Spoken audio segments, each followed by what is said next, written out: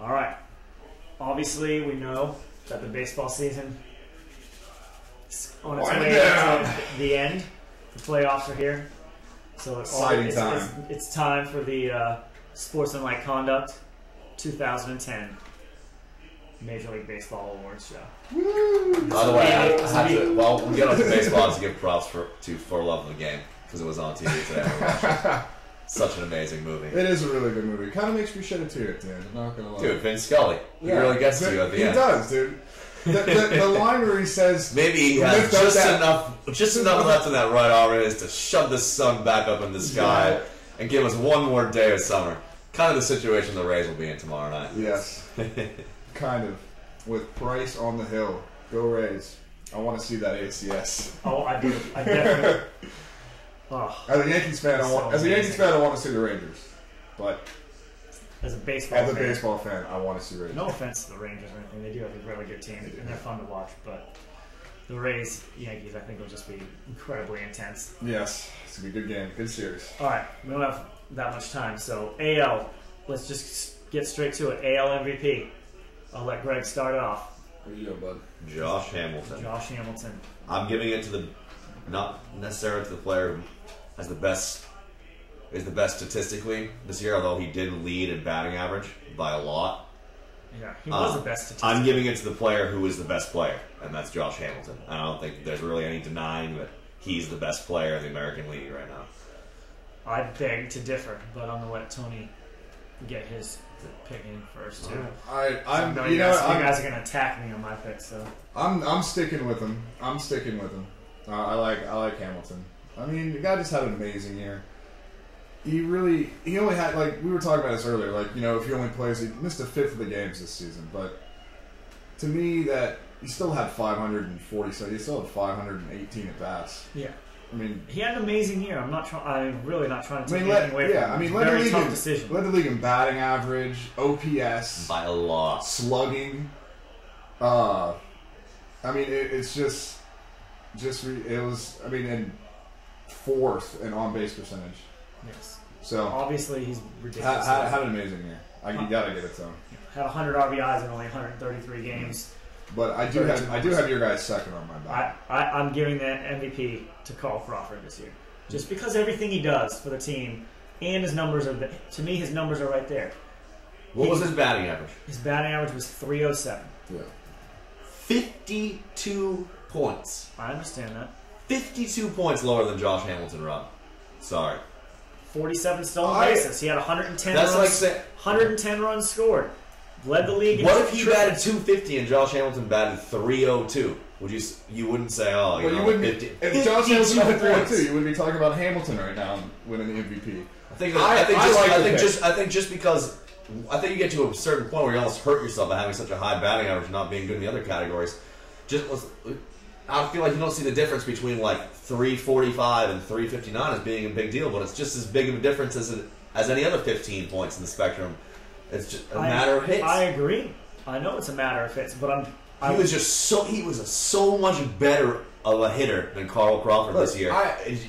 52 points. I wouldn't say so much better. So I mean, he was obviously the best hitter, but I mean, come on. Hamilton was a way better hitter than Crawford. Crawford's still the best defensive player at his position. Hamilton's Crawford meant more than pretty darn good defensive player too. Carl Crawford means more to his team than anyone. I'm telling you right now that's why I'm giving it to Crawford. You just said it comes down to hits. Carl Crawford 184 hits. Josh Hamilton 186. Carl Crawford 110 runs scored. Josh Hamilton 95. And Rob made the point earlier, which I agree. And I think Carl Crawford is the most valuable player for that team. He does more for that team than any other player in Major League Baseball does for their team. I have him fourth. I think Josh Hamilton's benefit of having Vladimir Guerrero and Nelson Cruz in the lineup, and all the other superstars that they have in that lineup, not that it really has, you know, an effect on his stats, but a little bit. It diminishes to me the MVP-ness of his season. Well, just enough in my mind that I'm giving it to Crawford, because look at the Rays team on paper.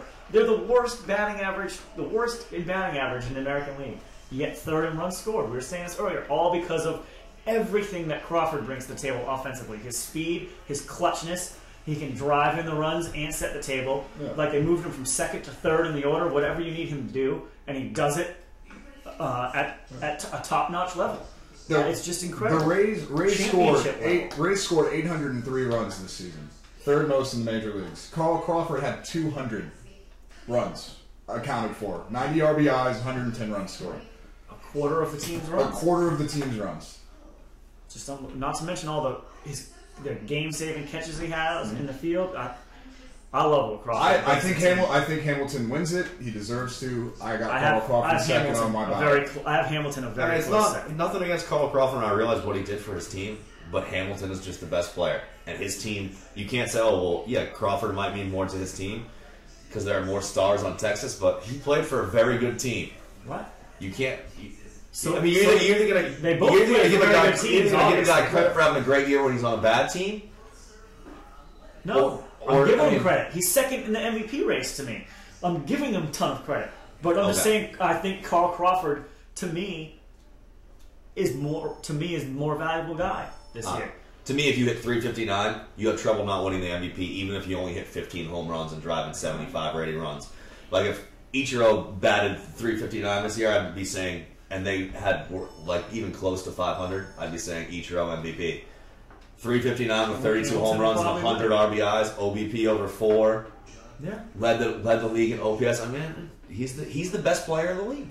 Right. I agree. I think those are great stats, but I think a lot of gotta give credit to some of the other little parts of the game. It's the confidence that Hamilton has a superstar aura about him and a confidence and a swagger that definitely give his teammates confidence and take confidence away from the other team. He has that presence. True. Without a doubt. I agree with that. He's an amazing player. All right. We've gone way over the time that we were supposed to talk about that. So we're going to have to breeze through AL Cy Young.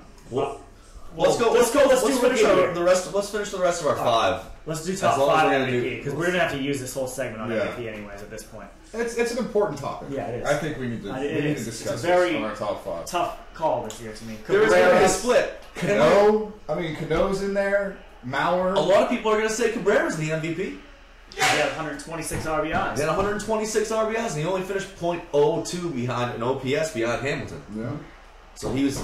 And he had no help either. He was like Crawford with no help in the lineup. Exactly. I have him as number 2. I have number 3, Batista. Guy. What did he finish with? 54? 54 home runs. Guy had 54 home runs. Yeah. 3. I got Crawford 4, and Cano 5. That's my... I think we're all going to have that same top 5. Well, actually, I don't. I have Batista not in my top 5. Really? I like I mean, it's a home run hitting age, but he just, 54 home runs. They had a pretty good year, too. They did have a decent year, but 120 RBIs were great, too. 124 RBIs, batted .260. I mean, his slugging was high. He had a pretty good OPS. Yeah, I guess Batista's got a credit. I think you just overlooked him. I definitely did. He's good. I definitely just did overlook him. But I mean, I have to give credit to Cano. He's 4 on my list. I have Crawford, Hamilton, Cabrera, Bautista, and Cano. I mean, this guy, what a season he had. And you talk about being saturated in Texas for Hamilton. Cano gets the same thing though. I mean, Cano would be higher if he was. He had 626 at bats. It was 120, which is 100. Yeah, like just under 120 more than Hamilton. That had 321. Had 28. Had 29 home runs, 109 RBIs. 319. 200 hits, 100. 200 hits. Unbelievable season. Yeah. And clutch and game breaking. Yes. Like those games against the Rays, Cano just murders the Rays. I hate seeing him. We only have about 30 seconds left here, but we can't not at least give some credit to Adrian. I believe Adrian Beltre and Paul Konerko. Sure. For the season. 6 and 7 is what I have him. 6 and 7. Those are the guys I had 6 and 7 also. Yeah. And Mauer for getting the Twins to the playoffs without Morneau, I think would have to be up there on the list. Yeah, Anything else that you really feel the need to mention in the last few seconds here? No. Not really. I mean, Billy Butler had a pretty decent year under the radar, but a decent year, but he plays in Kansas City. He's not even close. No, I'm just saying. I'm giving him props for having a good year. All right. I'm not putting him in my top 10 or anything like that. He's not making the ballot. All right, that's it. Longo, maybe. I think we're done. Longo led the league in WAR, not on Vlad Guerrero.